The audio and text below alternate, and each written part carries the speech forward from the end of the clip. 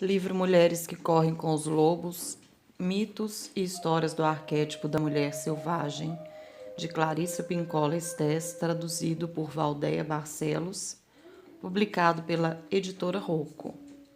Na voz de Liliane Barcelos. Capítulo 2, página 58, O Predador Natural da Psique. O desenvolvimento de uma relação com a natureza selvagem é uma parte essencial da individuação da mulher.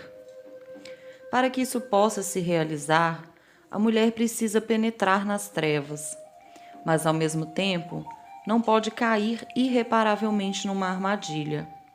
Ser capturada ou morta, seja no caminho de ida, seja no de volta. A história do Barba Azul fala desse carcereiro, o homem sinistro que habita a psique de todas as mulheres, o predador inato. Ele é uma força específica e indiscutível que precisa ser contida e mantida na memória. Para conter o predador natural da psique, é necessário que as mulheres permaneçam de posse de todos os seus poderes instintivos.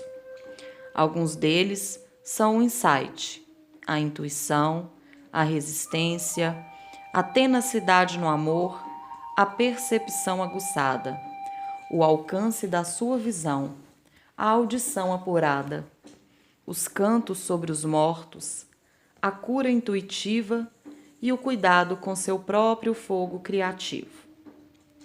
Na interpretação psicológica, recorremos a todos os aspectos do conto de fadas para nos ajudar a apresentar o drama interno à psique de uma única mulher. O Barba Azul simboliza um complexo profundamente recluso que fica espreitando às margens da vida da mulher, observando, à espera de uma oportunidade para a atacar. Embora ele possa se apresentar simbolicamente de modo semelhante ou diferente nas psiques masculinas, é um inimigo ancestral e contemporâneo dos dois sexos.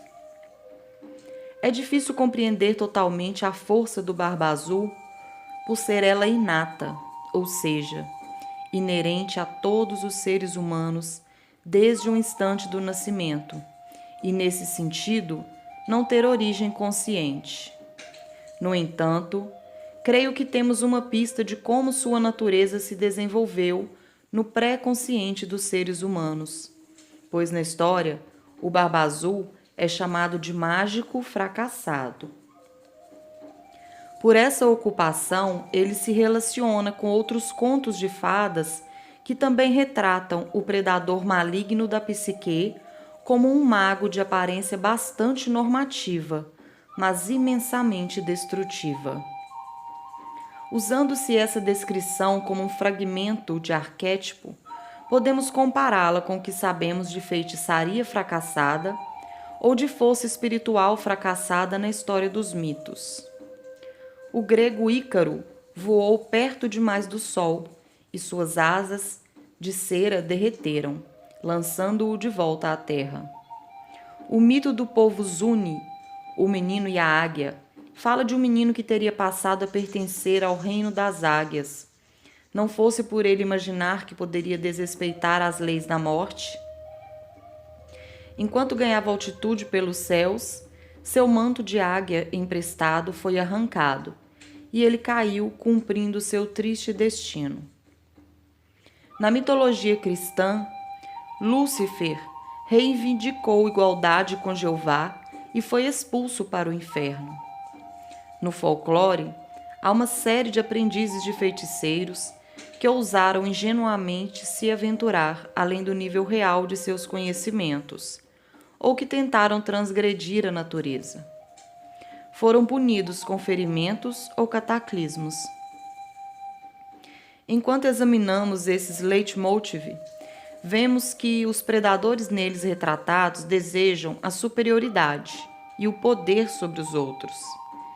Eles sofrem de uma espécie de inflação psicológica pela qual desejam ser mais sublimes do que o inefável, tão importantes quanto ele e iguais a ele. Esse inefável é aquele que, por tradição, distribui e controla as forças misteriosas da natureza, incluindo-se os sistemas da vida e da morte, e as leis da natureza humana, e assim por diante. Página 60. No mito e nas histórias, descobrimos que a consequência para uma entidade que tente desrespeitar, dobrar ou alterar o modo de operação do inefável é o castigo. Seja por ter de suportar uma redução da sua capacidade no universo do mistério e da mágica, como, por exemplo, aprendizes que não têm mais permissão de praticar, ou um exílio solitário longe da terra dos deuses, ou alguma perda semelhante de graça e poder através de dificuldades da fala, de mutilações ou da morte.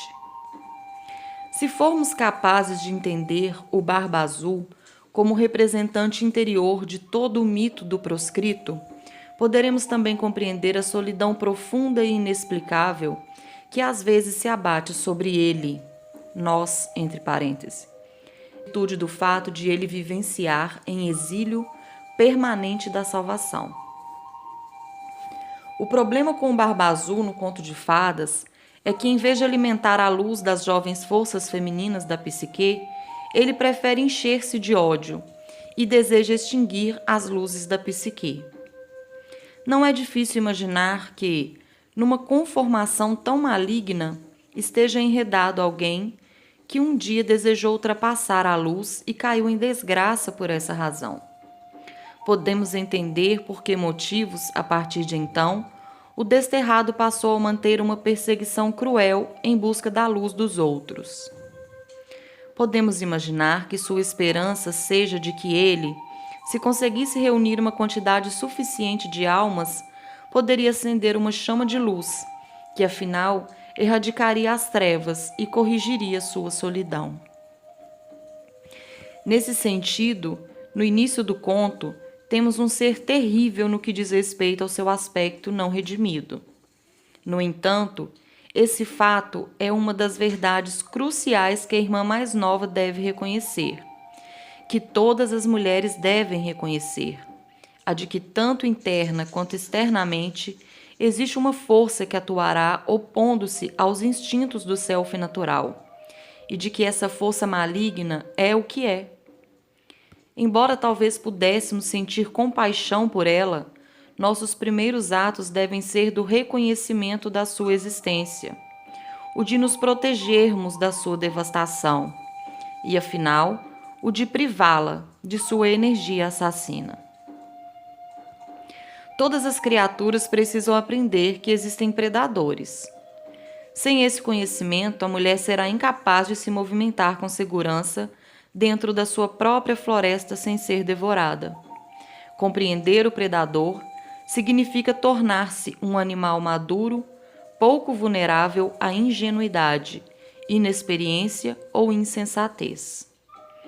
Como um rastreador sagaz, o Barba Azul percebe que a filha mais nova está interessada nele, ou seja, que se dispõe a ser sua presa. Ele a pede em casamento e, no momento de exuberância juvenil, que é muitas vezes uma mistura de loucura, prazer, felicidade e interesse sexual, ela diz sim. Que mulher não reconhece esse enredo?